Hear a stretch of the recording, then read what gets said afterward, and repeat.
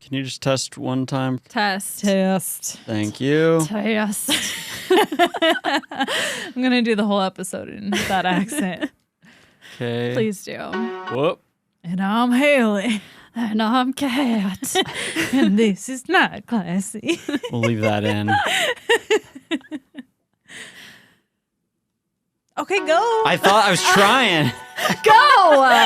I'm a Kat. And I'm Hayley. And this is Night Classy. And that Tipsy Night Class teaching the oddities and curiosities you never learned in school. What are we drinking for this learning journey, Hayley? I feel like I've been chugging it based off of how giddy I am right now. I have a New Belgium Atomic Pumpkin Spicy Beer. I have not been chugging it because it tastes like drinking a bagel. It's thick. It's reminding me, I think, did I do like an episode on beer where we talked about how beer used to be chunky? Yeah, That's need how the I feel straws. like this is. Yeah, you feel like they just scooped out the bread bits Yeah. right before they canned it. Like, probably. And I don't think it was brewed with pumpkin. I think it was brewed with like pumpkin bagels. There's something very bagely about it. And Yeah. it is spicy. It is spicy. I thought you would like it way more than you did. No, I do like it. I just can only drink like one sip at a time. I thought you would love it. And since you don't, we're not friends anymore. Okay. I try Bye. so hard every single week. I buy you things. I get you things. I wish. Can you start doing that? Well, I just haven't given them to you yet. Oh, Okay. I bought you something. I bought you two things this week. For my birthday. For your birthday. It's Oh coming my up. God. When this comes out, it'll be almost your birthday. Yeah, it will almost be my birthday still. Yes. It's almost right now and it will still almost be my birthday. It's coming. Are you going to be 25? I'll be 25. I saw this really funny tweet from my college roommate. I guess she's like a year older than me, but she was like, I'm almost 25. And then after that, when I turn 26, I'll have to get a new mom. What? For insurance purposes. Oh. She said it way funnier, but that was the point. That's why I don't tweet. One good thing about being kicked off my parents' insurance early is that now I can just dread entering my late 20s instead of also dreading being kicked off my insurance. Oh, right. Yeah. They just kind of like threw you out of the bus. You had to figure it out. Okay. It was just parachute. But luckily I'm a teacher, so I have decent insurance. But it was like, dang, now I have to get my own insurance. This feels like a grown-up thing to do. I was I'm not looking ready. at the insurance and I felt really good about it, actually. It's good insurance. It's good. I was It's great shocked. insurance. Like, it's better insurance than my dad's, who, like, he owns his company. Yeah. Which maybe that's why it's kind That's of probably why it's shitty. shitty, because he pays for it himself. So I am excited for that, but I can't join it until right before I turn 26. There's a limited period of time. So. Yes, that is true. I forget what they call it. There's like a fancy word for never mind. Enrollment period. Yes, this is the most boring conversation in the whole This is world. what you didn't learn in school. We're here to teach you, kids. We have We a are in rule: our no mid to late insurance 20s. premiums, nothing That's like a that lie. in the first 5 minutes. That's a lie. That's no groceries. No groceries. No groceries. No stores. groceries, no You've insurance. never told us not to talk about insurance. This is the first I time have. we've literally ever talked about insurance. You guys have had not automotive true. insurance discussions in the first 3 minutes. No. We talked about me refinancing. Oh yeah, There's refinancing. There's a difference, There's a difference. Alec. Yeah, they get locked in these circles of talking about really mundane technical things in the Listen, first 3 minutes. Our lives are Alec, just so boring. Do you know how it makes me feel when you talk about important things in my life like that? Sad. It makes me feel sad. It's the biggest part of our month. Yeah, Deciding unfortunately, what they health love insurance those to things. have. You know what? It actually has been an eventful week for us. There were 2 days Oh of my The God. Bachelorette. We hosted Trivia. and then ended Trivia up getting turned locked active down. shooter. Yeah, Not a drill. Memphis has had a really hard week. I don't know if you guys have seen the news. Well, some of you have, because thank you for some of you DM'd us asking if we were okay, which I appreciate, and we are okay.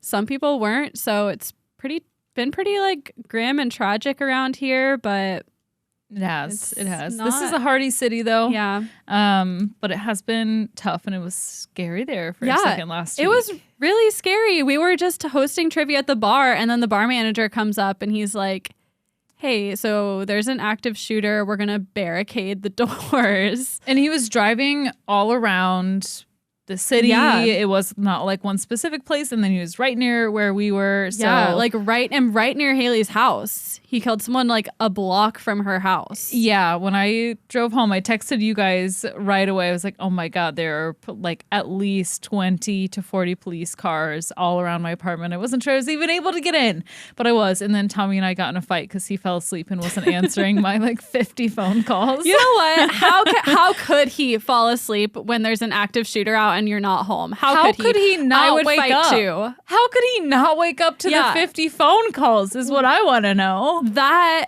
and what if you were dead? And you know what I thought about? A good point I brought up in our argument was, remember, we got to the bar and I was like, oh shit, I forgot my wallet. And I asked him to bring it and he kind of threw a fit a little bit. You know, he's just really tired, whatever that day, but I got him to bring me my wallet. I'm like, I mean, we had 2 days in a row of Bachelorette, so he was tired. he was tired and I totally get that. But God forbid if something had happened to me and all of you all who know me, like, you need to have your identification on you so that the hospital knows who you are and can figure out how to contact people who, you know, your emergency contacts. Yeah. So that was a point I brought up in the fight. And I was like, you should have never given me shit for me asking you to bring me my wallet. Look what almost happened. We got our new couch, but only one box is not there yet. God, it has been a rough week for so many reasons. Wow. Hey, you're really going through it. I know, this is like my therapy session. I need to get off my soapbox. I saw a ghost last night. What? No, it was not really. Why would you do that? Because I had the craziest dream and it felt real. So I feel like I saw a ghost last night. Okay. I was sleeping, obviously, because I was dreaming. But I didn't know I was sleeping because it was a dream. And it was Yumi and Alec. And we had gone to like... Who's Yumi?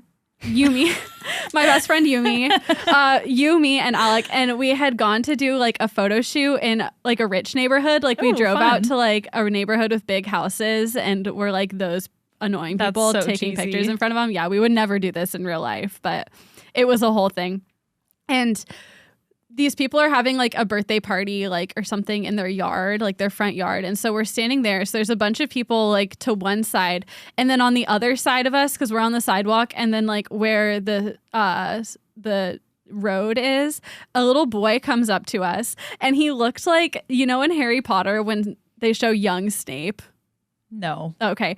Well, he's like a 12-year-old boy, and he has like shoulder-length black hair, and he's like dressed kind of old-fashioned, and it all felt so real. And we're like looking at him, and he's just standing there, and I'm like, we're kind of all looking at each other like, this kid must belong to this birthday party, but something doesn't look right about him. And then he runs away, and then like in my dream, I remember thinking, I was like, it's happening.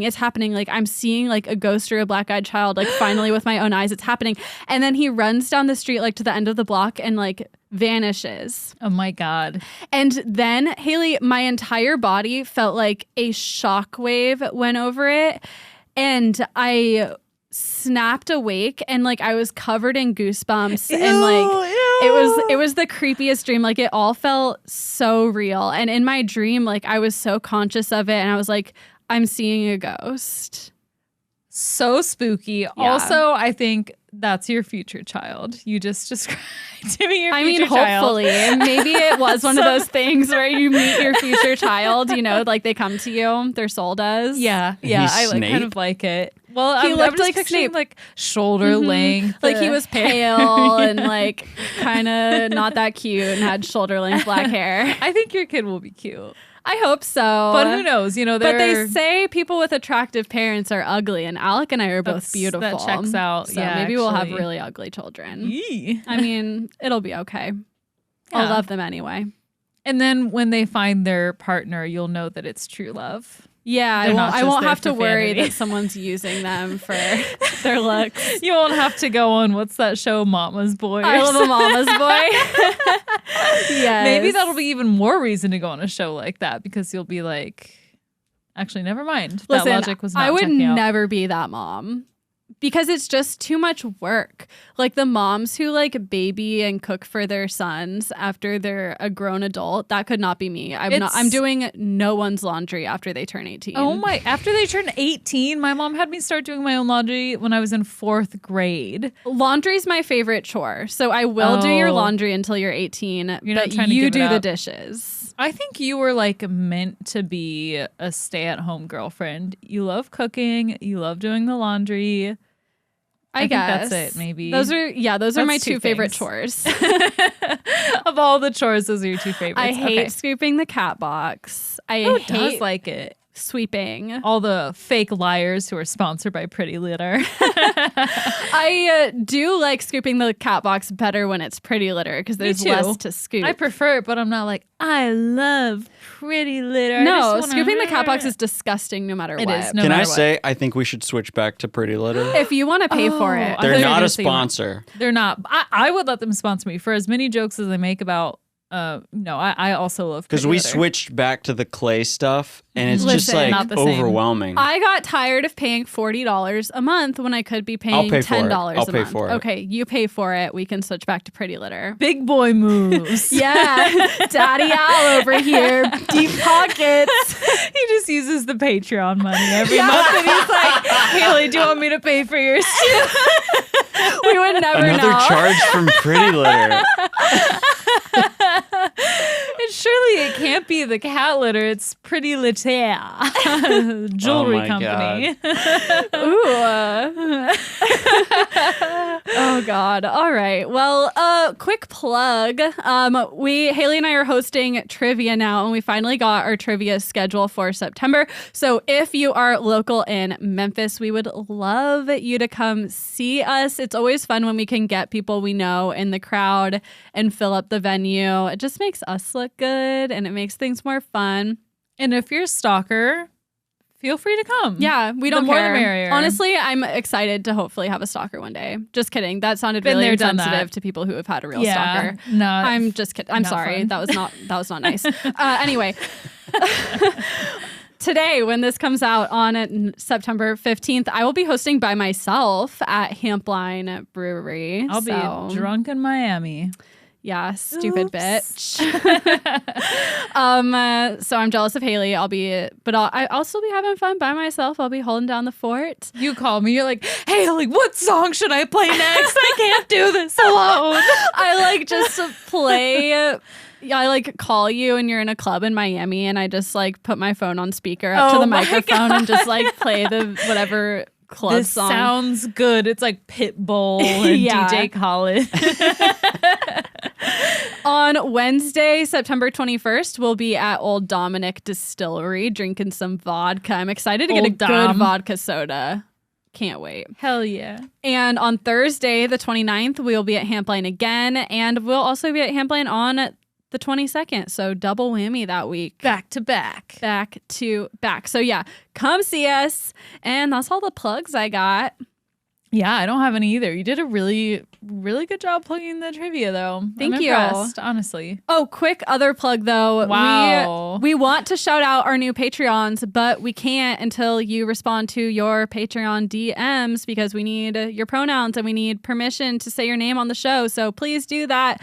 Respond to us if you want your benefits. Please do. We love giving you guys shout outs and recognition because we love you all so much for supporting us on Patreon. So thank you for all of those who have joined since our last shout out session. And like Kat said, just head on over to Patreon and don't leave me on red. We just want to give you what you've paid for. Yes. I'm not part of it, but sometimes I get recommended a snark account on Reddit for another podcast and people criticize them for not following through with Patreon promises. And I'm like, I do not want that to be me. So I don't want anyone to think that we're not doing what we promised because we're just waiting on you to respond to us. Right. I just sent out a couple of weeks ago, maybe 3 weeks ago, a bunch of envelopes with stickers and handwritten notes with postcards and all that good stuff. So if that sounds interesting to you, we do follow through on Patreon. So head over there if you're interested in that. Please do. And we breathalyzed. I blew a 0.014. And I blew a 0.064. Can I just thank my friend Sarah in Long Beach, California? She's my first friend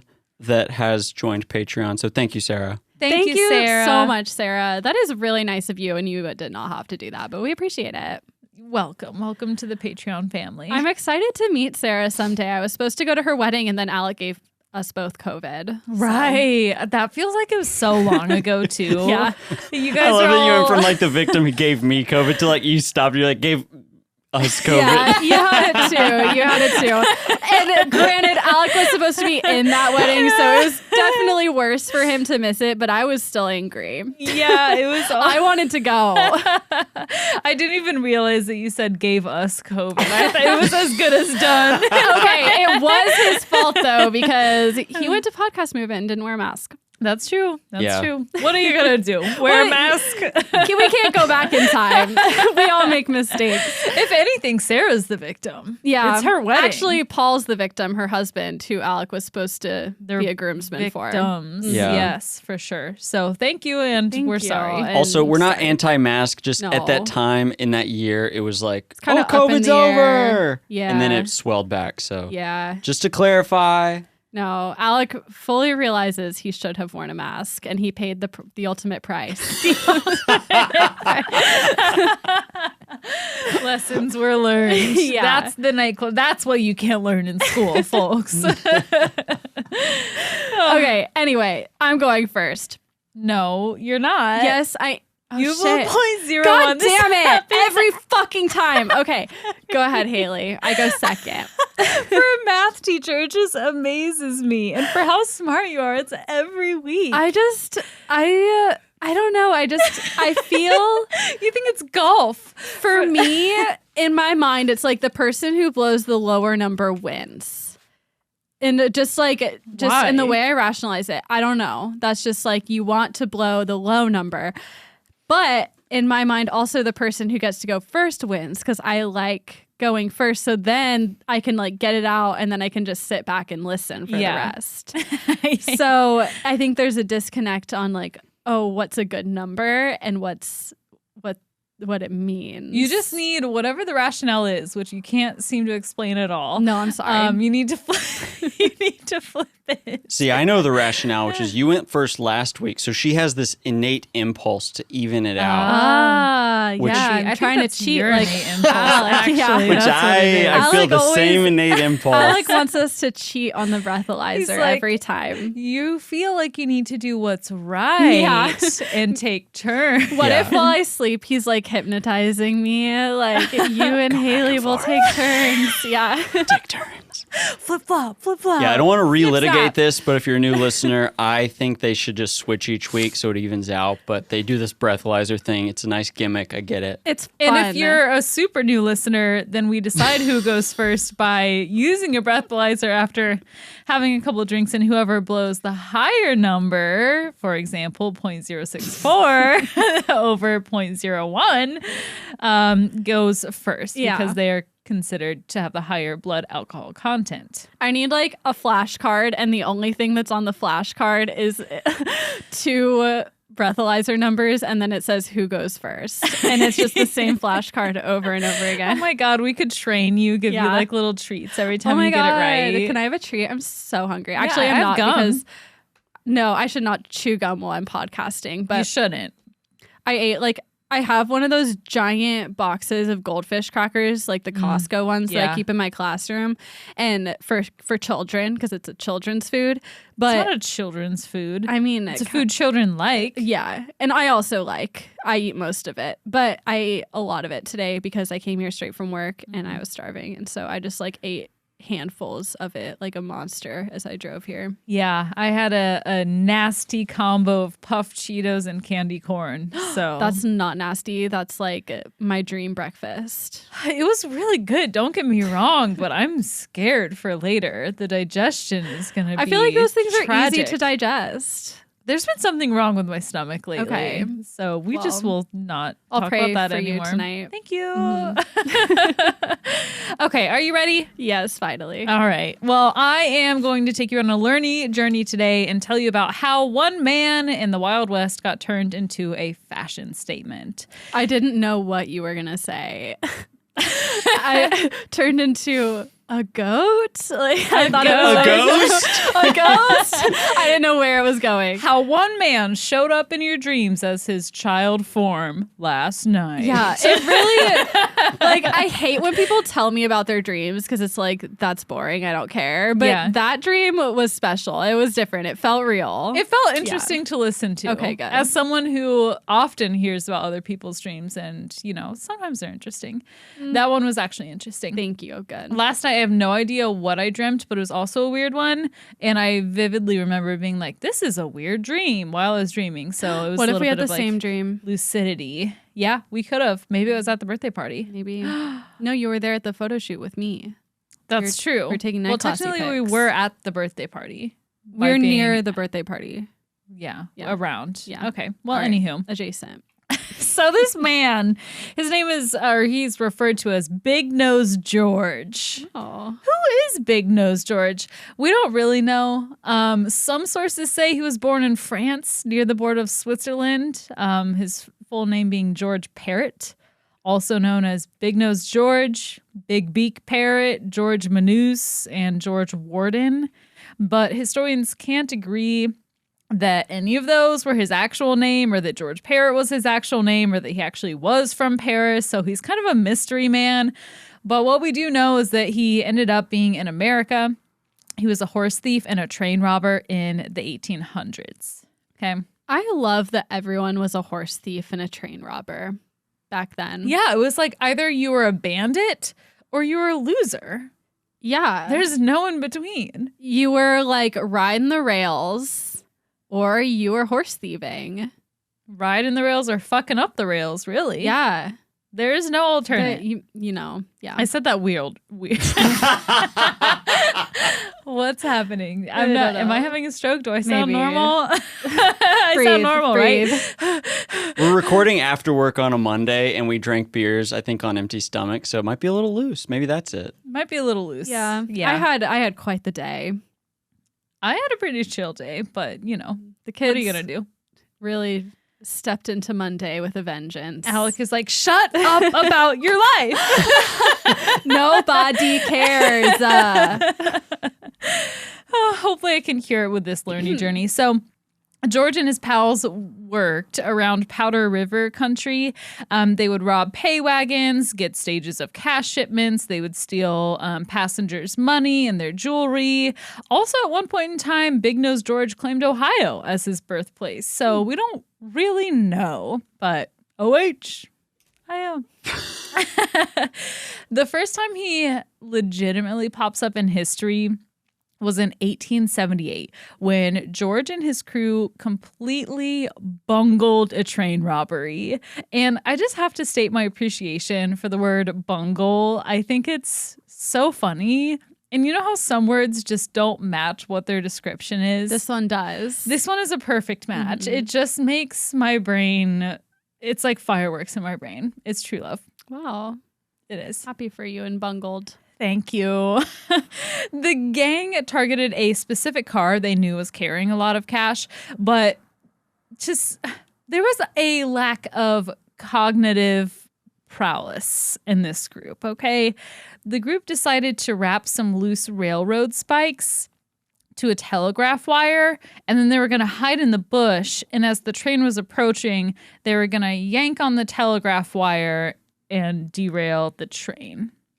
But since they're in the Wild West, the train crews had gotten pretty wise to the ways of bandits, and they started riding ahead of the train in a car, and they would check and make sure that the tracks were okay, which I had no idea. I thought they were just that's kind of fun. fucked. Yeah. And so one of the bandits, McKinney, wanted to just shoot the trainmen as they were coming up and fixing the rails because they rode up, saw the rails were kind of fucked up and they were fixing them. But then the others were like, no, we're not here to kill men. We're only here to take them for everything that they have. But then McKinney shot them in anyway. Somehow they made it out all right. They fixed the rails, before they got shot at, and they were able to ride away as they were being shot at, only to later report this incident to the closest town's police. Okay. So now they know that there's this bandit group in town. 2 law enforcement officers came to investigate. You have Robert Widowfield and Henry Tip Vincent. Wow. Nice, right? Those are good Wild West names. So good. I wish we could go back. I feel like there's not a real classic, like 2020s name. Yeah, there is. What is it? McKinsley May. Oh my God, all the modern farmhouse. Braxton Hicks. Yeah, the contractions. That's so funny you said that because I saw someone's Facebook post today and she said something about, she was like a pregnancy photo and she said something about having Braxton Hicks contractions, and for a split second I thought that was her baby's name. It easily could be. It so could be. I mean, I feel like someday, somewhere out there, very soon, the midwife is going to tell the pregnant person, you're just having Braxton Hicks. And she's going to be like, I know. That's a beautiful name. Yeah. I know. I told you this months ago. How'd you know his name? When do you think he'll get here? Oh my God. Yeah, it's great names. And they mostly call Henry Tip Vincent just Tip Vincent. It sounds like a superhero almost. I just love it. Tippy, just the tip. The men tracked down George and his crew. They were able to find their hideout, which was near Rattlesnake Canyon. They found a freshly extinguished campfire in Robert Widowfield. That's Robert Widowfield is standing over the fire, holding his hand over it. And he's like, this fire was just put out. They've got to be around here somewhere. He stands up and literally I feel says, like that's my boobs can tell when it's raining. Your boobs can tell when it's raining? In Mean Girls. Oh, I thought you were telling me something. When Karen's my boobs can tell when it's raining, just it's just literally raining. It's I can tell that they were just here because the fire's hot. It's so obvious. Yeah. Yeah. Well, he stands up from doing that and says, basically, he's like, I'm sure we'll be able to find the bandits by night. And then gets immediately shot from the woods by the bandits. So he drops dead. Tip Vincent tries to evacuate, of course, right away. He's on his horse. He gets boxed in. The horse runs away. He falls off, and they just shoot him to death. Oh. So, trigger warning. Post trigger warning. Retroactive trigger warning. He's riddled with bullets. The criminal crew took anything of value and just kicked some leaves over the men, and then they moved on. The Union Pacific Railroad put out a reward for $1,000 for the men. It later doubled, which would be about $60,000 today. In comparison, these guys were kind of lower level career criminals. For example, Jesse James had $10,000 put out for his reward. So they wanted them all, but these guys were not as big time as, they were the C team. Let's go back in time and be Wild West bounty hunters. Oh, that's my the God. third That'd job be you could so have. Good. And then we can bring a TV crew back with us and be like, oh my God, we could podcast it. Oh, instead of Dog the Bounty Hunter, we could be Bitch the Bounty Hunter. I'd be so scared though. I don't think I could actually do it. Yeah, I definitely couldn't. I get scared. I would just want to be driving my car. I get driving anxiety. I definitely can't. You'd be good though. There were horses. That's true. I could ride the horse. You could ride the horse. I just want to be a hot bar wench, Yeah. I have dreams and ambitions for if we ever get to time travel. Okay, so eventually Big Nose George, they all split off from each other. And as he's going from town to town, he couldn't help but brag about the crimes that he'd successfully pulled off. George and his friend Charlie Burris, or Dutch Charlie, were drunk and boasting about killing the two law enforcement officers. And they end up splitting for a while too. Charlie gets arrested. And the train that escorted his friend Charlie was stopping for coal when an angry mob of citizens from that town rushed the train, pulled Charlie out of the train car, and hung him from a telegraph pole. Oh, God. Rumor has it was actually the sister of one of the police officers that Charlie and Big Nose George killed that kicked the bucket from underneath Charlie. And surprisingly, no one was found guilty or responsible for Charlie's lynching in court.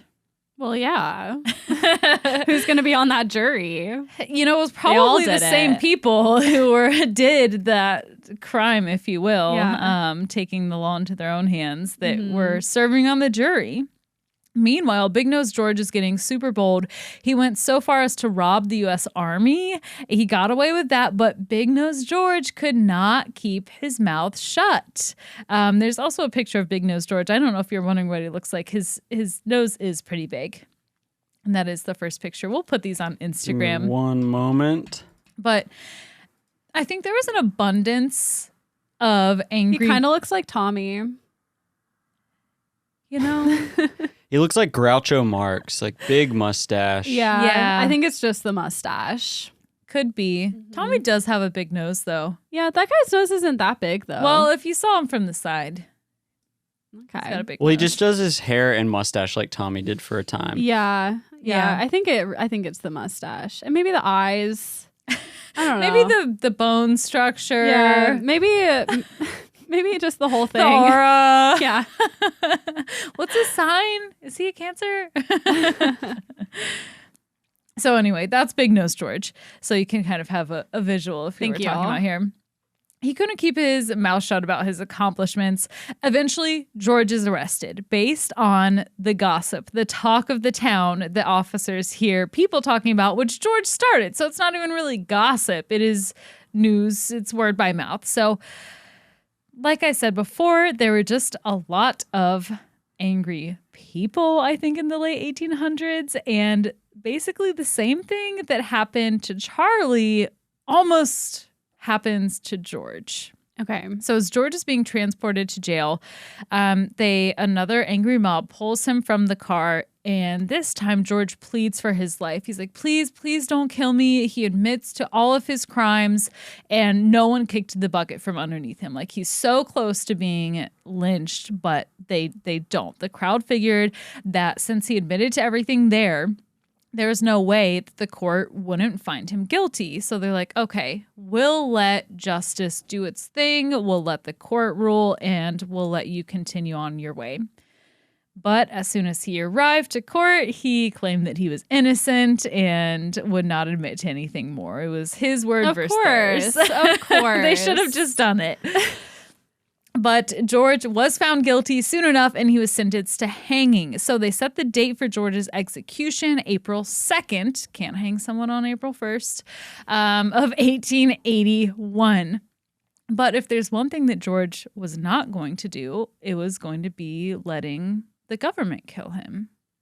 So he attempted an escape. George was able to wedge and file the rivets of his shackles with a pocket knife, which he was allowed to keep with him in the cell. They let him keep a pocket knife. Good idea. Good. Checks out. I think, keeping prisoners is trial and error. At the end of the day, you win some, you lose some. And listen, back then I feel like a pocket knife was like a toothpick. Like it's just like we all have one. It's just something you have. It's essential. It's almost inhumane to not have someone with a pocket knife in the man Wild needs West. his pocket knife. Obviously. What's he gonna do without it? How's he gonna used pick his teeth? for evil when he knew he wasn't supposed to use it for evil. He'll never do it again. This is not on the jailers. He'll never do it again. So George got his shackles off. He hid in the bathroom until the jailer, Robert Rankin, came by. So when he came by, George used the shackles to strike Robert over the head, cracked his skull open, like it's completely fractured. Somehow it must have just been instinctual. Robert fought back and is like calling out for his wife, who was also at the jail. I don't know if they just like lived there or what. I tried to Google it because I feel like that's kind of a thing. If you're a jailer, then like your wife might live. You guys might have your own little like apartment attached to it. They did back Okay. then. Mm-hmm. Okay, well, I guess I didn't look at Google that well. Like I feel like there's all these stories of like the wife doing like the jailer's wife doing the cooking and stuff for the prisoners. Yeah, that's true. So that's how it was. His skull is all fractured. George is trying to attack him, but Robert is calling out for his wife, and she comes around the corner with a rifle, and she persuades George to return to his cell at gunpoint. And he does. He doesn't even try to fight. She gets him back in the cell. So gossip starts to spread about the troublesome Big-Nosed George and what he was doing down at the jail. And in true American Wild West fashion, the citizens decide to take care of George themselves. So People had too much time. way too much time. They're not trying to survive anymore. They're just like, I'm going to take out my angers and fears on criminals. It's like when you don't have Netflix, you just start forming angry mobs. That's the only alternative. It's like, what else are you going to do? I have no idea. There's no air Sometimes conditioning. Angry mobs May as well be can be outside. good, but this is just a bit too No, much. this is too much. Yeah, this is too much. What I'm saying is that like angry mobs can be good. They can When? bring change. Oh, like the Black Lives protesting. Matters. Yeah. Protesting is different than an angry lynch mob. Yeah, it's similar energy. Like it's a group of angry people. They may not have the same purpose or the same mission, but Okay.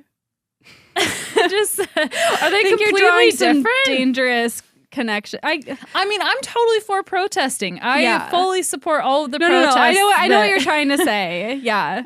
This is different. This is different purposes. but This is not a protest. These people have a mission yes, for that night. For that night, yes. I see where This I is may have also illegal. misstepped. Yes, I misstepped, but I hope you all understand what I was trying to say. Yes.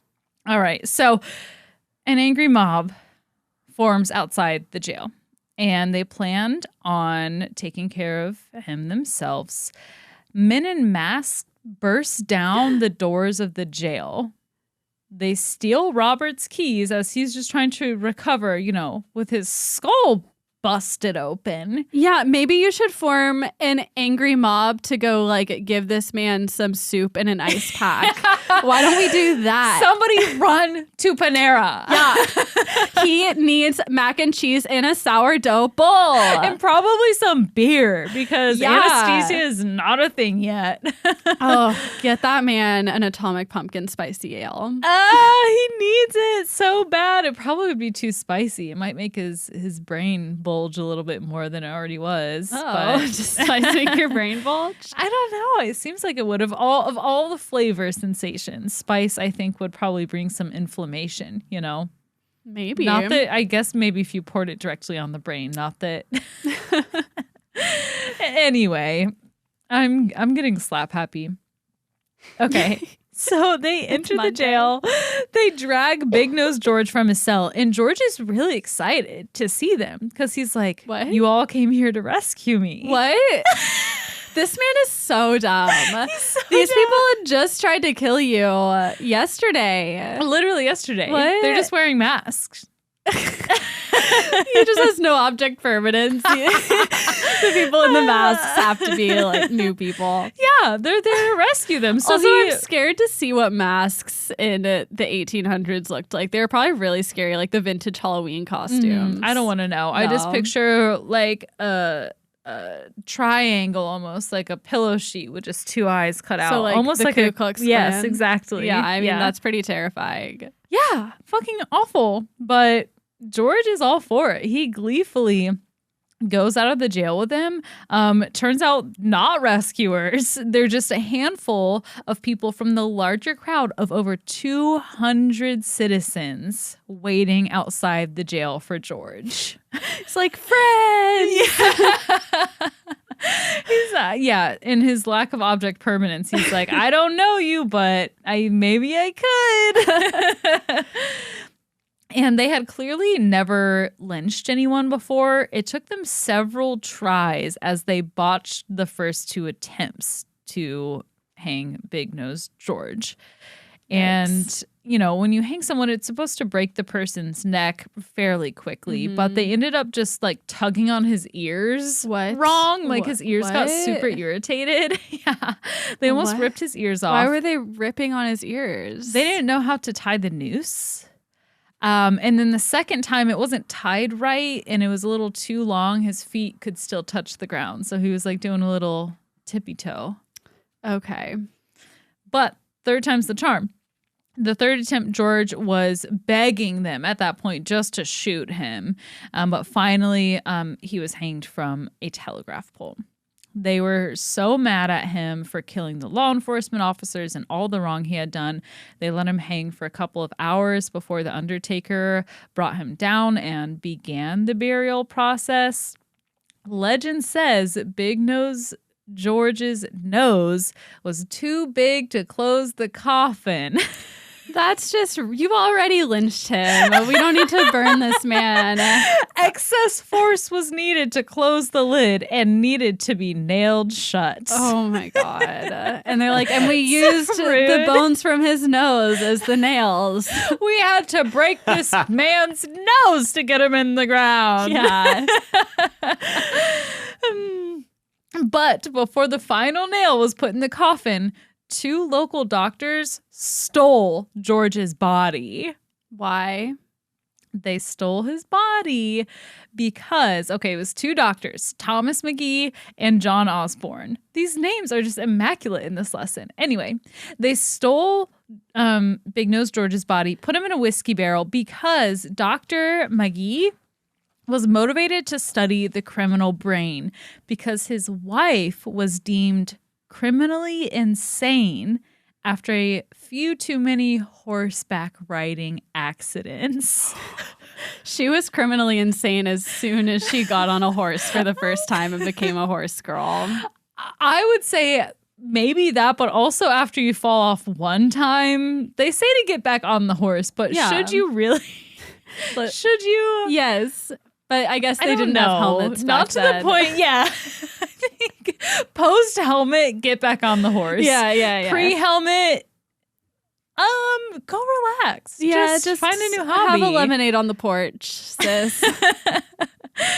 I wish I could find more details about Dr. McGee's wife, but I couldn't find anything. Every source, though, said that she was criminally insane. So I don't know if she was locked up or something. I don't know. She probably showed her ankles or some shit like that. Probably nothing.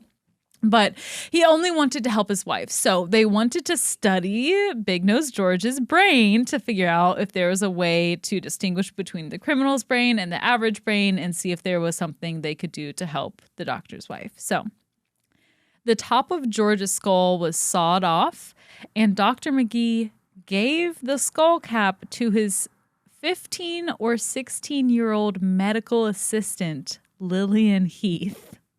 To do what? To have and to hold.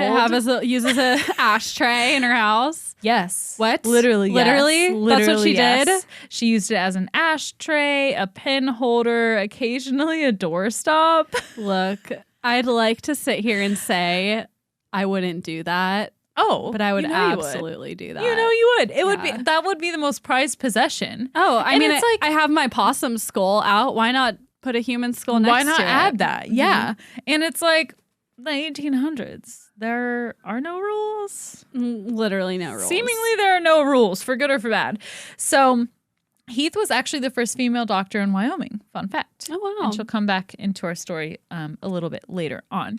Now, Dr. Osborne had less understandable motivations for stealing Big Nose George and cutting him up. And let me tell you what he did. First, he molded a death mask of Big Nose George's face with plaster of Paris.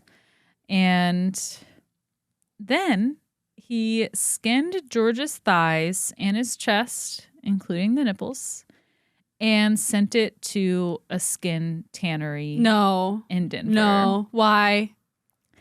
Well, a very reasonable request to turn the skin into a pair of shoes. No. Why? And a matching medicine bag. No. Yes. What the fuck? Yes. Why? I mean, what else are you going to do with the body of a criminal? Just kidding. That's so messed up. Bodily autonomy is so important, even after death. What? And sprinkle That's on top. some Ed Gein shit. Special request for the shoes. He wanted a two-tone tan and the nips to be adorning the tips of the shoes.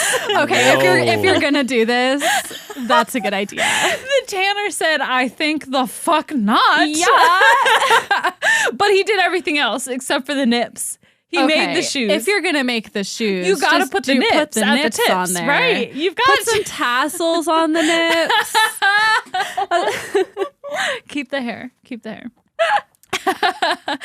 So he did everything else except for put the nips. Do it like on an the Ugg boot and like flip the hairy side up in. No. Oh some my extra God. insulation. Oh my The God. flocking. I can't. I freaking cannot. And I'll show you the shoes in a minute. There's another picture I'm going to show you before that because the shoes are now in a museum.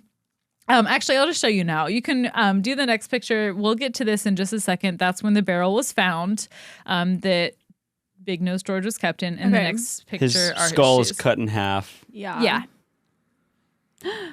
So there it is. And you can see his death mask did not include the ears because I think they had either fallen off or were actually just torn off when they were attempting to hang him. Also, there's a reason, besides the obvious, that we don't use humans for leather.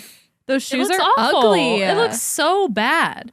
Yeah. And like if you're going to do two-tone, don't just like tan both. Just make one darker than the other. Don't just leave it nasty. This is so Skin-toned. fucked up. Why are you showing this to me? This right here, the shoes, is why I chose this lesson. I am so disturbed. Once you go as dark as I did last week, you can't just There's like no going back up. It's like when you're diving. You can't just go right back up to the surface. You'll die. It's a gradual release. This is horrible. When the podcast gets good, Kat's always like, why are you talking about this? Okay, I'm looking at a shoe made of a human. You wouldn't have known it was made of human if you didn't know it. Terrible. This is advertised as like a cabinet of curiosities. So you got to get used to like human shoes. Okay. You just said you like the tips with the nips. So yeah, I liked it until I had to see it. And there are no nips, so I don't know That's why I don't like them. The most offensive part of it all. That they don't have nipples on the toes. Look, I there's more. Oh, There's okay. more. So I mean, at least this man was a murderer, right? yes. Okay. Oh, that makes me feel like a little better, but this is still awful. This is awful. You know what? Maybe I should just stay dark through October, Halloween. I want to find another story like what's his name? Dr. Tansler. That one was scary. It was scary. I feel like this is pretty close. This is pretty close. Same vibes. Same vibes. But us listening to this doesn't mean we're approving of it. No. Yeah. Of course not. All right. Dr. Osborne was not just a freak. Well, no, Well, he yeah, was. He was. But he was. he had his reasons. No. What could possibly be his reason? Well, just listen. Dr. Osborne was on a train that Big Nose George and his crew tried to rob and delayed one time. Due to the delay, Osborne missed a party. Okay, I get it. And that's why. Just kidding. I would be like, this man is my Lord and Savior because I didn't do have to not want to go to a party. with people. Yeah. Dr. Osborne also became the Assistant Secretary of State for President Woodrow Wilson. What the hell?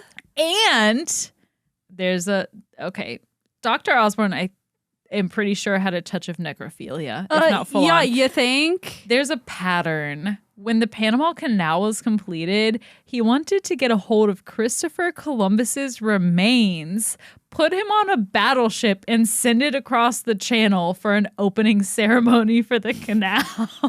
What? Yeah. How would he get his remains? I don't know. Where he Do we know where they are? I meant to I don't Google that know. today when I was like finishing up. This man is I don't know. We'll send it across. I deranged. promise I won't fuck it. Yeah. I promise I won't put my foot through his bone. Yeah. The Nina, the Mina, and the Fuckamapina.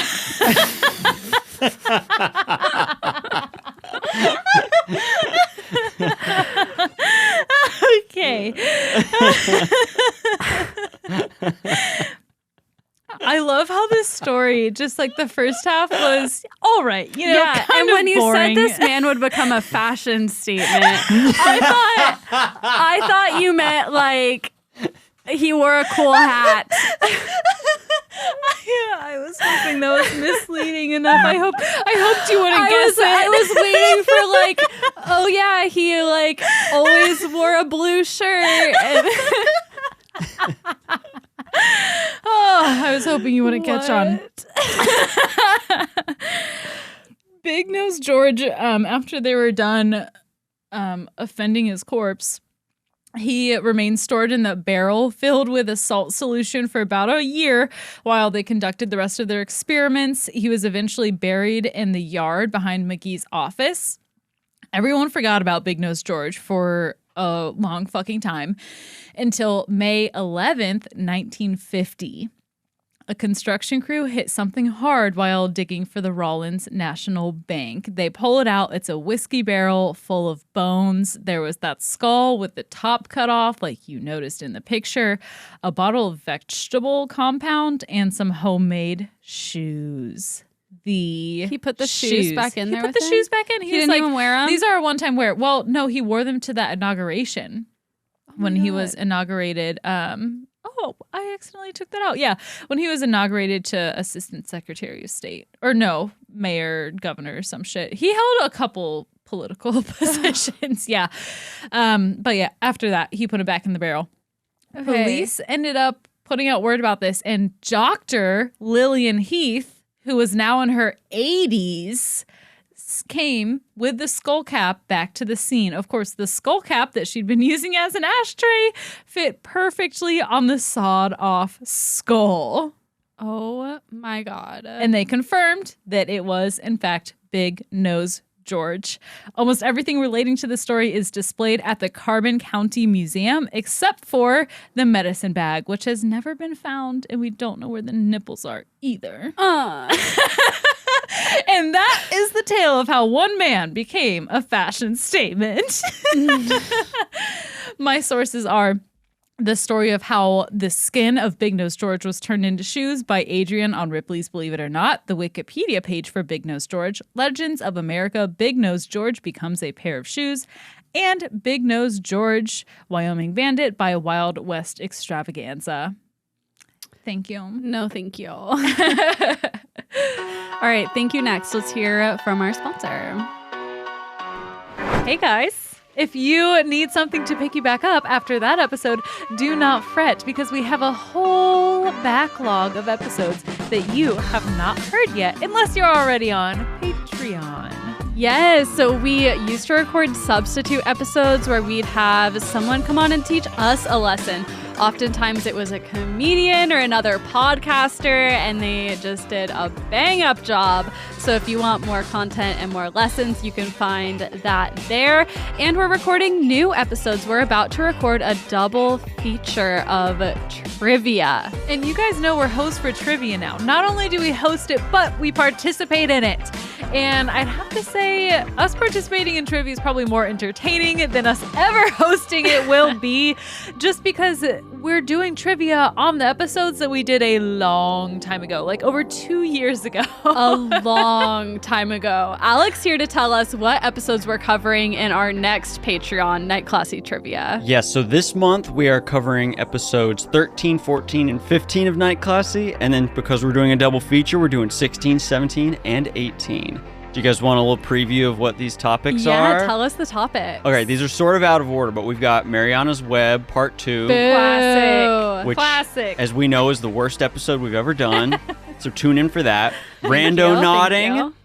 Cat Domestication. And we're not talking about Cat the Host. I mean, not yet anyway. That was the Zoloft. Teach that lesson. Am I right, guys? We've also got Lab-Grown Diseases, Why People Have Children, The Hermetic Order of the Golden Dawn, Proud Boys, Woman in the Attic, one of my favorite lessons, by the way, Concept of Time, Underground Seattle, Madeline McCann, and The Brothers Grimm. We've done so many things. So many things, and so many, what was I even going to say? I don't remember, but I just know I'm excited for these lessons. I know that Why People Have Children is one of the first Patreon picks that I did, and that lesson did not go how I thought it was going to. At least the research. It was a fun lesson and all of that. But Yeah, that's what I was getting to. Yeah. End of our first Patreon. And so test your knowledge of how much you remember of Night Classy. And someday our dream is to have these trivias live and you guys play along and to offer prizes. But we don't have enough Patreons for that yet. So join Patreon, get us to that goal so we can make it even better for you. Because what you put into it is what you get out of it. That's right. So go get the most out of it by going to patreon.com/nightclassy and supporting the show. We appreciate you all. We'll see you over on Patreon. We're back. What's up? What's been going on? I missed you guys. Yeah, I mean, not a lot has been going on, but I'm ready to tell you a tale. Ooh, I'm ready to hear a tale. In 1987, McDonald's launched a marketing campaign based on the Hasbro board game Monopoly. I'm sure we've all heard of this. Oh right? my God. Yes. Oh my God. Do you know what the story is? Is this the scandal? Yes. Oh. Did you watch the HBO special? Yes. Oh, damn it. I was hoping you hadn't seen it. Well, okay. Watching it is different than remembering it. So all I really know is that this is going to be a great story. I hope so, because I haven't seen the HBO special because I decided on this yesterday and finished my notes last night. Wow, that's impressive. So hopefully, it will not be as detailed, I'm sure, as the HBO, but that's the whole reason I hope to do a good summary. Because I'm like, this is way too much. It goes deep. Yeah. This is going to be like the summary. Okay, I love it though. Yes, I'm so ready. All right. If you haven't heard of it, it was called McDonald's Monopoly. And originally the way it worked was the customer would receive 2 tokens with every purchase. Eventually you would only get them with certain things that you would order and they'd be like attached to the wrapper or the cup. Yeah, like the fries, you'd always get them with it. Yeah, do you remember getting cups. them? Yeah. Me too. I never used them though. I just Really? picked them off. Yeah. Even when you won, you didn't use it? Oh, yeah, I guess you could get a free drink. Yeah, you could like sometimes that. get little things. Yeah. I never collected the properties like some people did. Same. So you would get these little things and they were scraps of paper that you could peel open to reveal a possible prize. And some of the prizes were immediate, like a McFlurry or a medium fry. It was something you could cash in. McFlurry, psych, the machine's not working. Right. Which is also another scandal. That's a scam in itself for another day. Yes, it is. But some of these cards revealed property cards like from the game Monopoly, and you could collect these and color-matched properties could be turned in together and redeemed for money. A lot of money. The 2 most expensive properties from the game, Boardwalk and Park Place, could be exchanged for $1 million. Oh my God. Just one of those tags? You had to turn them in together. But $1 million. Yeah, you had to find Boardwalk and Park Place. Oh, yeah. Oh my God. I know, $1 million. And in 2001, they released an edition called Pick Your Prize, where winners could choose to receive $1 million in gold, diamonds, or $50,000 every year for 20 years. Whoa. What would you pick?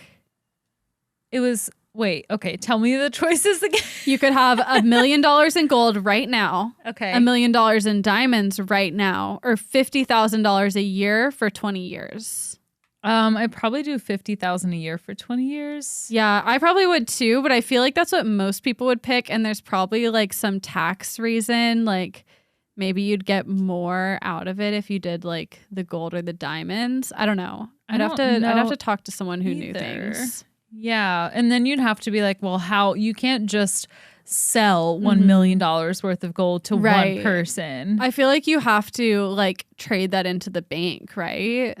Yeah. I don't know. Tommy and I were talking yesterday. You remember those commercials when we were a kid of that old guy who was trying, I don't know what it was for, but trying to sell bricks of gold. Yeah. He's like, this is the most secure way to take care of your family's financial future. That must have been a scam, right? I don't know. Like, that's crazy. Well, like, it was now- probably investing in gold, right? Like, you pay for they gold just and showed you don't all the actually gold. get to have the gold in your hands. They're like, now that our money is no longer based in actual gold, Yeah. it's all imaginary. They're like burying gold bars in your yard like you're Plant Ron a money Swanson. tree. Yeah, the money tree. Oh, I can't. Okay, so McDonald's hired Simon Marketing to take the reins on the promotion.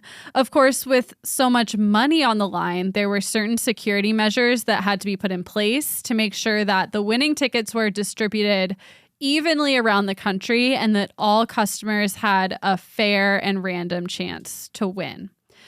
This was the head of security at Simon Marketing, Jerome P. Jacobson's job. So this one guy is in charge of distributing these tickets fairly. What could go wrong? What could go wrong? No oversight, no underlord, no overlord. Yeah, it's pretty much just him. I see no issues. I mean, he was very trustworthy because he was a former cop, Hayley. And as we all know, that's the most trustworthy. All cops aren't bastards.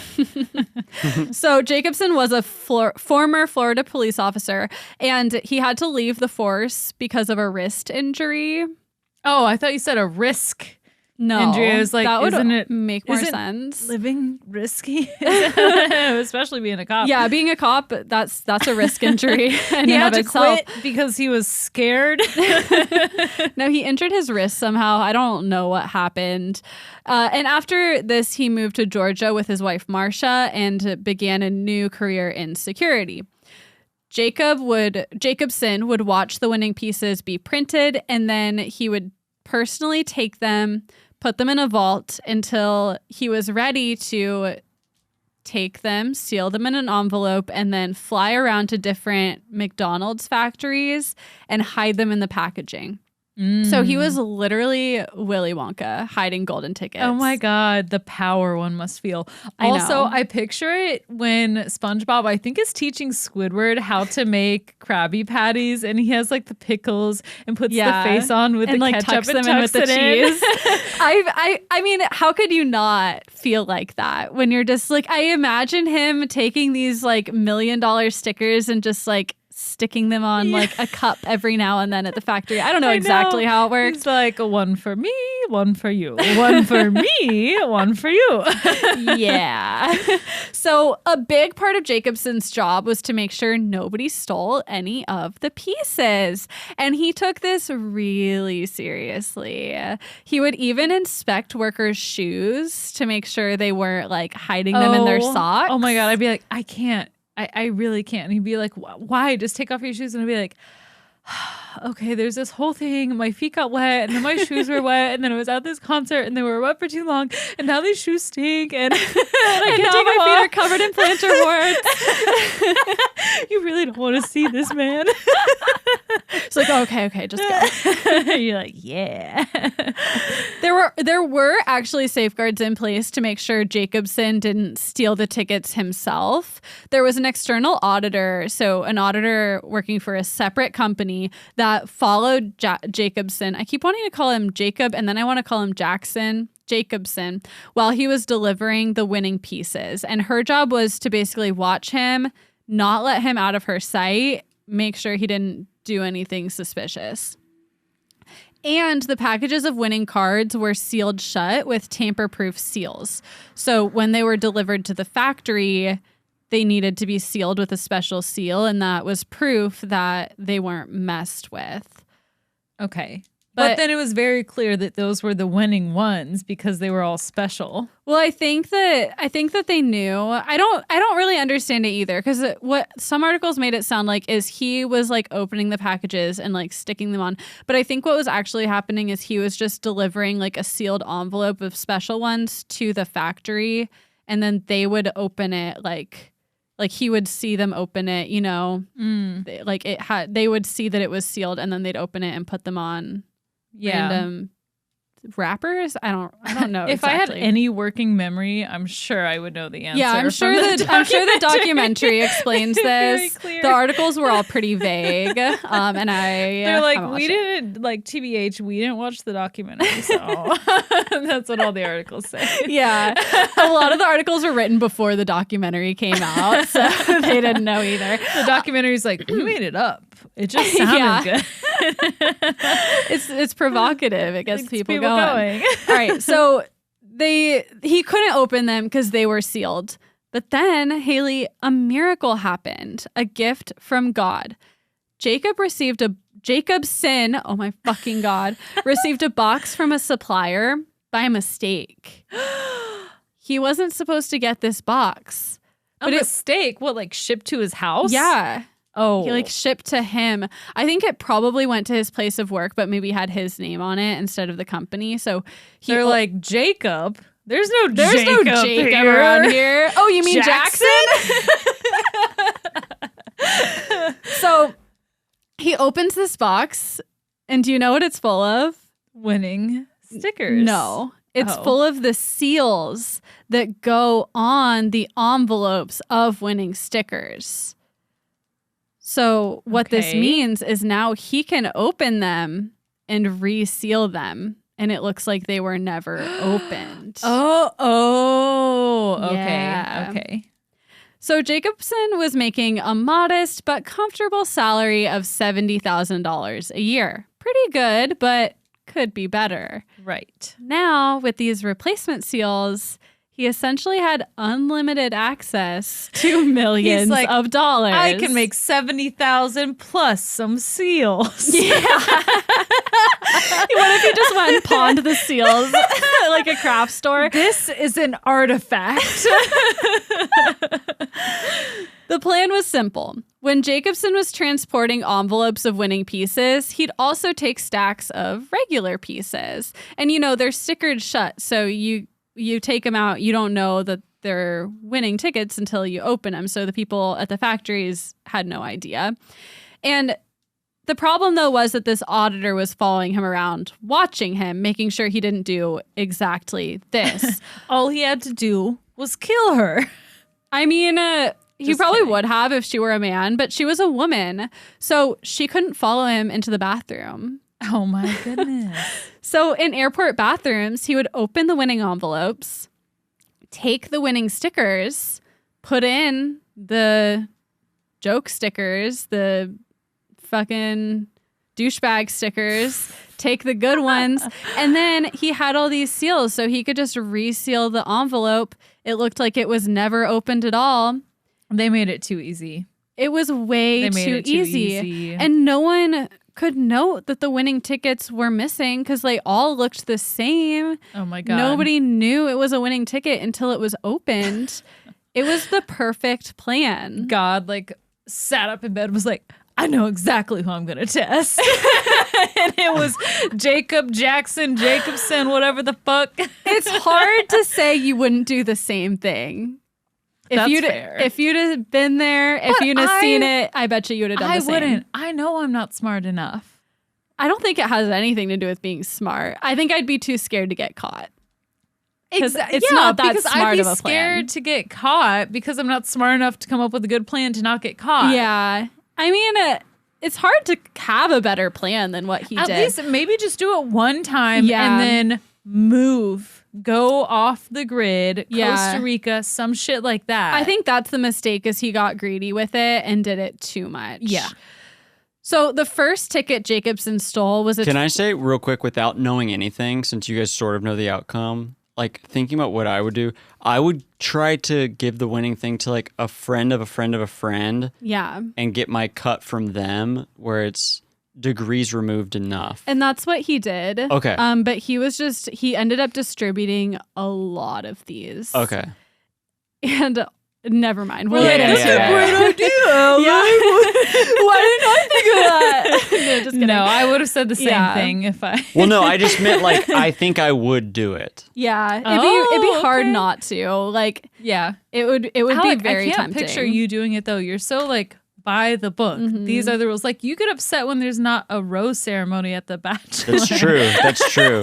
But I was thinking, like, you could split it with people that it could actually help. Yeah. And you could get like a cut that's like, all right, well, that's nice. But And he actually like did have some Robin Hood moments. Okay. I'm getting ahead of you. Sorry. Yeah. I love how Alec is like thinking like a mob boss. He's like, just take a cut and couple points. A mob boss also makes an appearance in this story. I'm more of a soldier.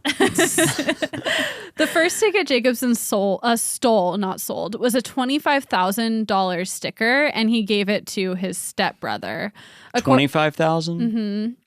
According to later court documents, the first one was just to prove to himself and to others that he could. Here's a quote from Jacobson. And he gave it to his stepbrother to be like, well, if you get caught, then yeah, it's on you. He said, quote, I don't know if I just wanted to show him I could do something. So I think at the early stages, it was kind of just him showing off.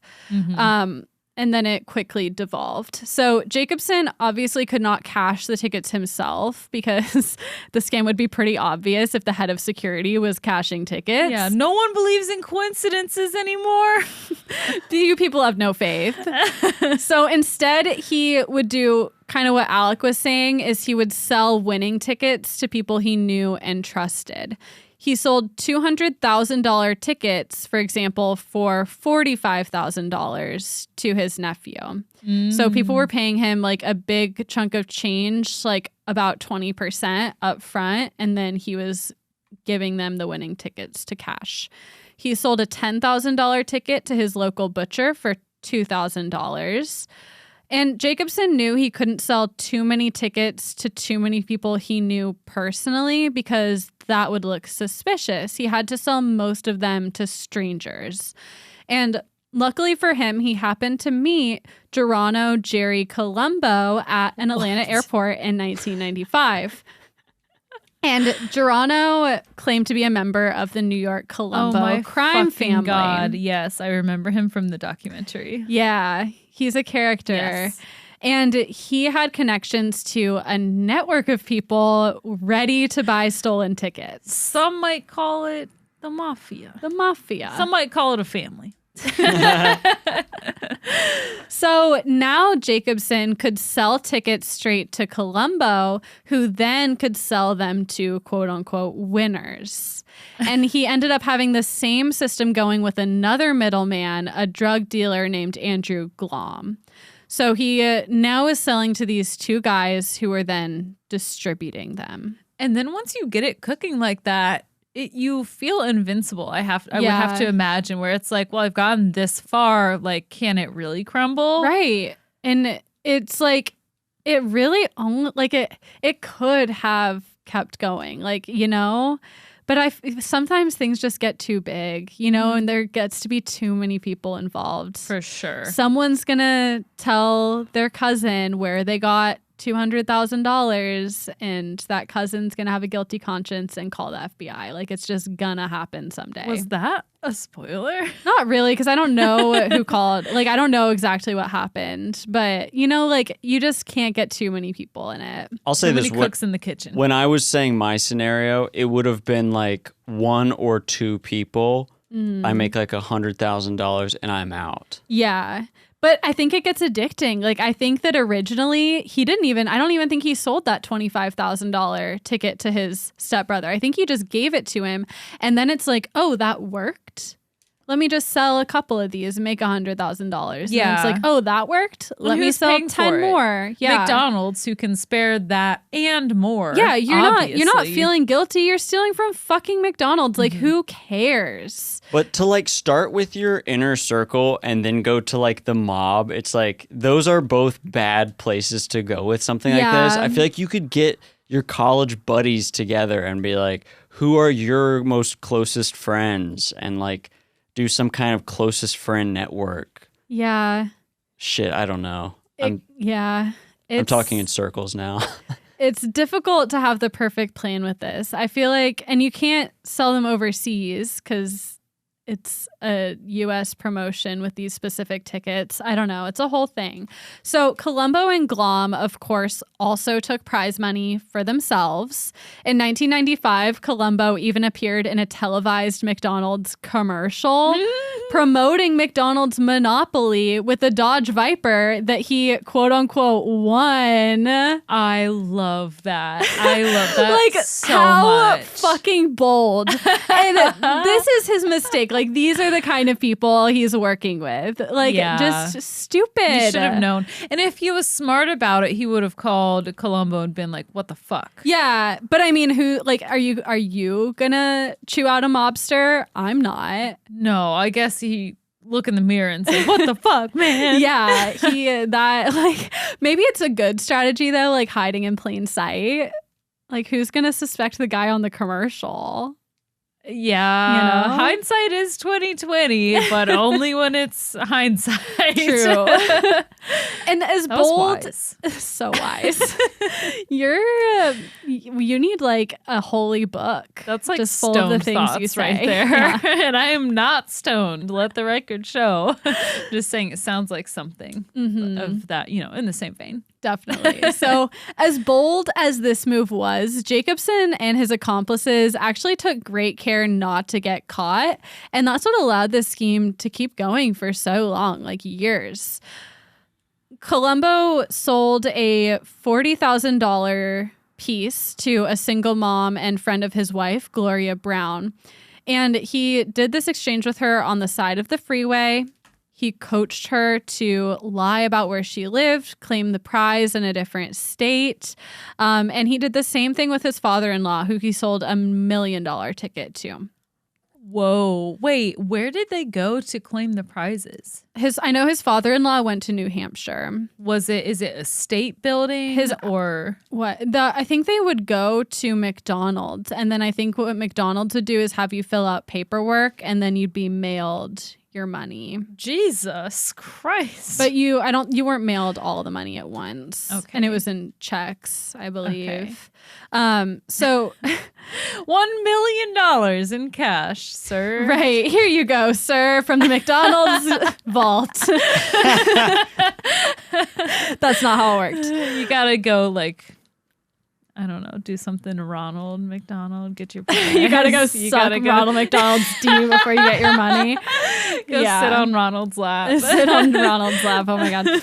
Do you remember when they used to have the Ronald McDonald statue sitting on the bench and you could sit on Ronald McDonald's lap? Yeah. That was a choice that was scary. somebody made. We had those playgrounds, the indoor Yeah, play the play places that had place. all the different characters all up in there. The characters were scary. The burglar one. The Hamburglar one was all right. The one that got me was the purple. The purple one. I don't even know what it was. They were Grimace. all scary. Yeah. His name was Grimace. And then there's this ladder. The bravest thing I think I ever did in childhood was walk across this ladder. Oh, the ladder or the like mesh. Yes, the mesh. That was I the was so scariest scared of fucking those thing. too. For the longest time, I wouldn't go across them. And even when I went across it, I was like, that's not worth it. That is 100% not worth it. Or you'd like crawl over it, so like you didn't have to touch it. And it was so grimy and disgusting. You know those tunnels never got cleaned. Never. How could you? I mean, And I our wouldn't be parents cleaning just it. said, here, go play, and then let's not wash your hands, and now you can eat your burger come with your eat. grime hands. Go grime around, come get a bite, grime around some more. So gross. Go touch Ronald. Ew. Go sit on this giant clown's lap. Shy Ronnie.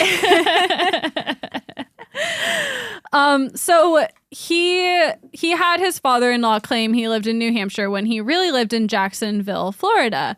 And it was so weird how many people who lived in Florida kept winning money. Well, we all know Florida is the money spot. Yeah. And the money shot. Hey. So the FBI thought that was weird too. In March of 2000, the FBI received an anonymous phone call that someone named Uncle Jerry was selling stolen Monopoly pieces. Oh my God. Uncle Jerry's like, you don't know what's weird, FBI. The FBI enlisted 25 agents in a nationwide investigation. They first contacted McDonald's spokeswoman, Amy Murray, and her job was to verify the winners. So they were like, can you give us the list of winners and, where they all lived? And that was in the year 2000. Mm-hmm. So this went on for over 10 years. Yeah. Damn. I don't know if he was selling the tickets the whole time. Or it didn't go on for 10 years because he sold his first ticket, I think, in 96. Oh, I thought. Okay, so the campaign started. The campaign in the was 80s. longer than this was going on for. Okay. Yeah. So, but still a long time, still at least 5 years. And Amy noted that 2 different $1 million winners had claimed to live in one state, but property records proved they lived in Florida, and their checks were being sent to their house in Jacksonville, Florida. Why you lying, though? Why are you lying? And in fact, a lot of the winners lived in and around Jacksonville, Florida, and this is where Columbo lived. And Jacobson also lived in Florida, and a lot of winners lived in Georgia, and this is where Jacobson was from. So they were selling to too many people they knew personally. They got too big. Mm-hmm. Too big, too fast. And the final nail in the coffin was when the FBI mapped out all the winners and found that 3 winners lived within miles of the Jacobson, South Carolina lake house. Yee, so he was selling to his neighbors. Bad look. Yeah. So not a good look. And while this all definitely appeared to be too much of a coincidence, the FBI wanted hard proof. Their defense is they're like, we just are all a part of this manifesting group and we have one sole focus, and that's to win millions for the McDonald's Monopoly campaign. Have you ever read The Secret? This is that. That's what it is. There's no secret here but the secret, man. Yeah, Jacobson's like, here's a vision board, put it on your wall if the FBI comes. He gives some to the FBI. He's like, you can get out of this. So the FBI approached McDonald's and they were like, we need your help running basically a sting operation. So they were like, McDonald's, you need to run another Monopoly promotion that you hadn't planned on, and we're going to wiretap everyone we think is involved and see if they're talking about selling these tickets. McDonald's is like, dude, we can't even get our fucking machines for the ice cream to work. You think we can do this again? This is what led to our downfall. They're like, we agree on one condition. You send your 25 agents on the weekends to fix our machines. Have you not heard of that lady who sued us over the coffee? Have you not heard? Can you help us clear our name about that? And then we'll talk about this nationwide $1 million sting operation. Scratch my back and I'll scratch yours, okay? So McDonald's agreed to fully cooperate. And at this point, they knew that their entire game had been compromised. Like the FBI had told them what was happening. They're like, we know who the real hamburglar is, or we think. That'd be so funny. What if he dressed up as the hamburglar for Halloween? Oh my God. So through this wiretap and sting operation, the FBI was able to pin down Andrew Glom. They unfortunately couldn't get Columbo because he died in a car accident in 1998. But they also arrested 8 more suspects on August 22nd, 2001, and charged all of them, including Jerome Jacobson, with conspiracy to commit mail fraud. So at this point from these wiretaps, it was just conspiracy, right? Because they got them talking about it. That's what they brought them in for. But this was, of course, just a piece of the pie. Now they were in for questioning, and the entire investigation could take place. They're role playing. You gotta get your foot in the door. It's a part of the secret. Act as if. So authorities would go on to identify at least 50 people they thought were involved in the scheme.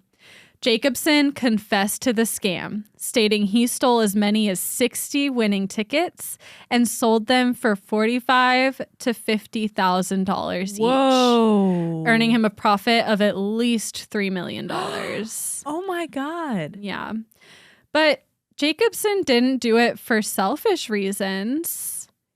He did it to get revenge against McDonald's for Canada. He loved Canada. What? And he says he only decided to steal the tickets when he found out that Simon Marketing wasn't printing winning tickets in Canada. They wanted to keep the winners in the US, and that's not fair to Canada. Yeah, he took the logical next step. Yeah. Was he from Canada? No. What is, he just why not wanted make it an international issue then? I, Why not give I think it the UN? They had this promotion internationally, and I think what it was is the North American tickets were all getting put in the US, which is unfair, but that's not why he was doing this. Jacobson said, quote, "I knew what we were doing in Canada was wrong." And sooner or later, someone was going to be asking questions about why there were no winners in Canada. You know what? Canada owes us. You know why? Because there's no Tim Hortons in the US. Listen, Americans don't have health care. This monopoly, McDonald's, is our health care. So Canada, you can go sit down. We need this McDonald's Monopoly millions. And not only is it our healthcare, but it's dirty healthcare. It's the reason why we need healthcare so much more. Because of McDonald's. God. So not only was Jacobson an advocate for our twins up in Canada, he was also very philanthropic with the money he stole. On November 12th, 1995, Memphis's own St. Jude Children's Research Hospital received an anonymous envelope that contained a $1 million sticker. Didn't they get fucking Ronald McDonald dressed up and like come in and visit the kids for this? They received it anonymously, but maybe when they handed over the money, I would imagine there was some PR like that. Yeah, that is so funny. Did they let St. Jude keep that money? Yeah. So St. Jude did claim it, and McDonald's awarded them the money. They had the winning ticket. Wow. And I want to go back on what I said, because this was in 1995. So maybe he was doing it for like longer than I thought. I'm going to ask my dad, because my dad worked at St. Jude in 95. Yeah, I bet it was a big deal. He probably remembers. Jacobson claims he was doing this to do something nice, right? But yeah, that's nice. It is nice. I mean, whether he did it to be nice or not, it's good. I'm glad St. Jude got that money. I'm sure everyone who got the money thought it was nice. Yeah. It's, you know what? There's no loser here except for McDonald's, which can you count that? McDonald's is McDonald's, fine. McSchmalls. They have enough money. Fine. And also, like, it's not lost on me that people who like could have won this money honestly were robbed of that chance. It could have been me. But they didn't know any different. All I got was a medium fry. Just a fry. All right. So authorities, though, believe that no one like he knew was willing to buy this ticket from him, so he was just like unable to sell it. So he was like, well, I may as well give it to St. Jude. Wow, okay, so that's what it took. No one was able to buy it from him, so that's when he gave it away. That's at least what the FBI thinks, and they thought that like him giving it to St. Jude, like he thought it might make him look good in the press when he eventually was caught and maybe get him a lighter sentence. That's fair. Yeah, it's honestly a good plan. And if that was his intention, it didn't work. Jacobson was sentenced to 37 months in prison and ordered to pay back $12.5 million in restitution, which is a lot more than he made. It's probably about what he stole, but not as much as he actually kept. This was a big win for the FBI, but McDonald's and Simon Marketing came out looking really bad. To try to get back in the public's good graces. Why? I can't Yeah, what did they do? Why. I mean, they did everything right. I mean, McDonald's kind of did, because their PR campaign to get like the public's trust back was to launch a legitimate $10 million cash giveaway. One $10 million cash giveaway? Well, I think it was like $10 million worth of prizes. Okay. It's like 200 million fries. Yeah, a lot of fries. McDonald's cash prize redeemable for fries only. Okay, I'm sorry. Yeah, they just give out 10 million small French fries. 10 million items off the dollar menu. Everyone in America gets to pick one thing off the dollar menu. Are there 10 million people in America? I don't know. Probably. There's 300 million. Yeah. Oh, okay. I was like, that seems off by like 10 million. Look, I have no idea. Anything over 1,000 is made up. Wow, you used to say 1 million. Now it's 1,000. My brain has gotten smaller. Yeah, we're degrading. Okay. So McDonald's CEO at the time, Jack Greenberg, stated, quote, "McDonald's is committed to giving our customers a chance to win every dollar that was stolen by this criminal ring." Well, it was going to be given away either way. Does it really matter? Yeah, it just went to other people. Like, listen, I don't think there's any losers here. Like, I don't think McDonald's has enough money. You can steal from McDonald's, and then they went ahead and did another promotion and gave back everything they had planned to give back to random people anyway. It's evil. So what's wrong? This is the capitalist hellscape shrouded in lies. I think the only person who really suffered besides those who went to jail is Simon Marketing, who McDonald's broke contract with, obviously, because it's like, your guy did this to us. And then both companies sued each other for breach of contract. It was like the Spider-Man meme. God. And ironically, even though this whole thing was Simon Marketing's fault, they won the suit and McDonald's settled and paid them $16.6 million. Wow. Yeah, if I was the judge, I would definitely rule against McDonald's. Yeah, I mean, they were the ones that broke it. contract. Yeah, and they can afford it. And even with this cash injection, the marketing company could not recover enough public trust to stay in business, and they ended up having to close in 2002. So that definitely sucks for them. Sorry. Sucks to suck, you know? Yeah, if that happened to me, I wouldn't even try anymore. I wouldn't try to market things. I would just peace out with the money. Yeah, I'd write a book. Give everyone a little bit. Yeah, write the book. Make the documentary before HBO does. Right. Get ahead of it. Use it to your advantage. Okay, let me start over. Even so, public backlash was not as severe as it could have been. The trial against Jacobson and his accomplices began on September 10th, 2001. Oh, my God. Day before. A year and a day after. No, I'm just kidding. The day before 9/11. So then 9/11 happened and the media was 9/11. obvious. Then 9/11, not the 9/11. Then 9/11 happened and the media was obviously focused on this national tragedy, not someone fucking stealing money from McDonald's, because honestly, who cares? Yeah. Things like 9/11 sure do put things in perspective just a little bit. Yeah. So that was the story of McDonald's Monopoly scandal. And of course, like we said, there is an HBO series on it called McMillions. I'm looking forward to watching it. I'm sure they did, obviously, a much better job covering it than I did. You but did I hope a that I great gave job. a good spark. You did notes. a wonderful job. Thank you. Thank you. Yeah, you resurfaced a lot of memories. When you watch it, let me know what you think about the charming FBI agent. Ooh, is there a hot FBI agent? I don't know if you'll think he's hot. Okay. He's charming. His Okay. personality is very nice. His personality's hot. Wow, I'm excited. I think he's like pretty good. I don't know. Just let me Haley's know. like, yeah, I watched McMillions in the bathtub a couple days ago. It's my We're not go-to. going to watch this. I'm like, you know that poster I have up in my bathroom? That's him. Oh my God. Also, like, everyone cheats in Monopoly. So I think that Jacobson played Monopoly the right way. Everyone does you not can't. Yeah, what are you talking about?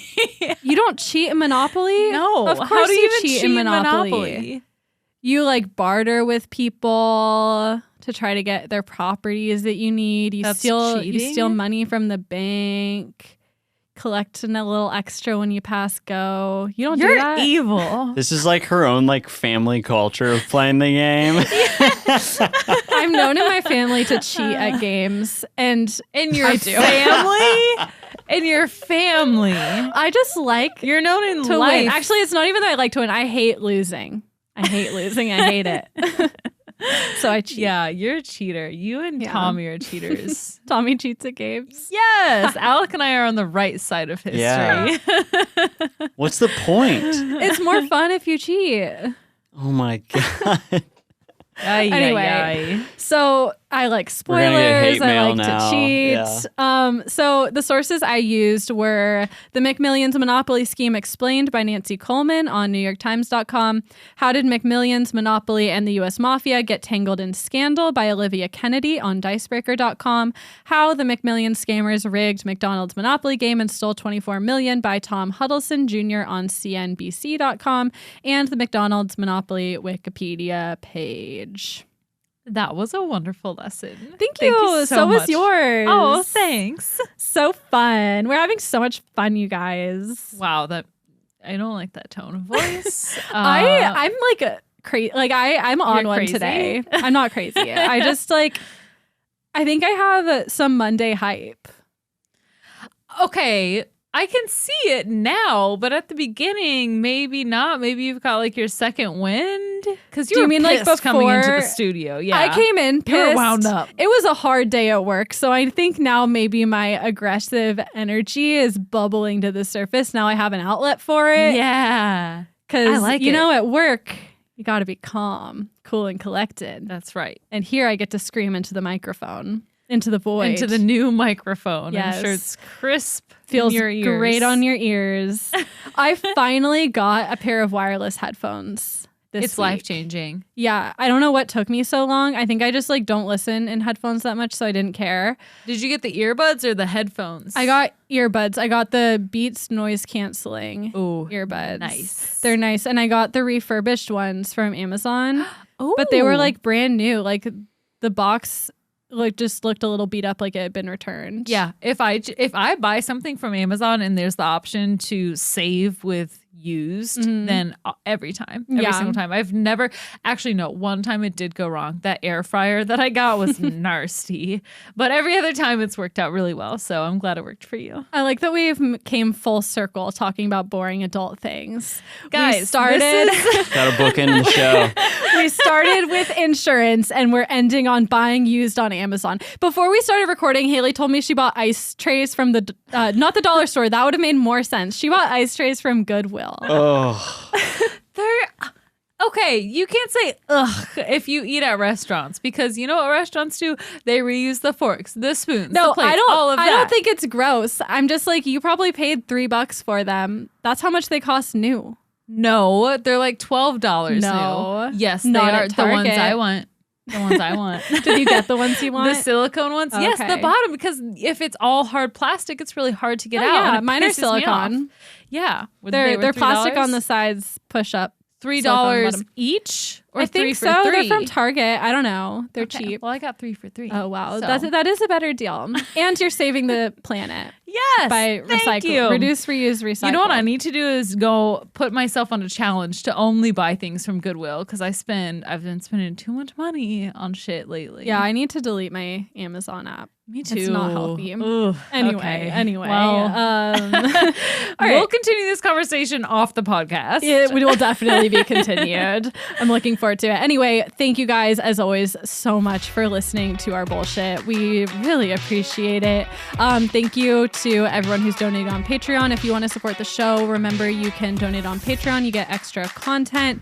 Also, remember to tell your friends about the pod. Someone DM'd me today and said that they tell their friends all about all they learn on the podcast, which is a great way to spread the word. So thank you. And rate us, review, subscribe, good things. We love you. Thank you. In 3, 2, 1, class dismissed.